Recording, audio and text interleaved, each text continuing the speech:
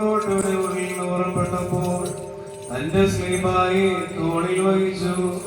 സങ്കടത്തോടെ തന്നെ കുറിച്ച് കരയുവാൻ ഇബ്രായ സ്ത്രീകൾ കൂട്ടമായി കൂടി. എന്റെ മാതാവോളെ അറിയുന്ന എല്ലാവരും ദൂരെ നിന്നു.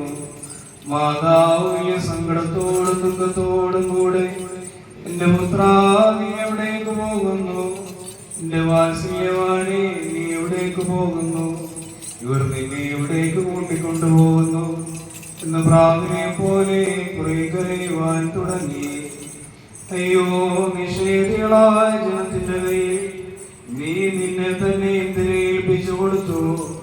എന്റെ പുത്ര എനിക്ക് കഷ്ടം, എന്റെ വാത്സല്യവാണി എനിക്ക് കഷ്ടം. ഇന്ന് നിനക്ക് എന്ത് സംഭവിച്ചു? ഞങ്ങൾക്ക് വേണ്ടിയുള്ള നിന്റെ കഷ്ടാനുഭവം, ഞങ്ങളെ പ്രതിയുള്ള നിന്റെ താഴ്മയും വാഴ്ത്തപ്പെട്ടതാകുന്നു.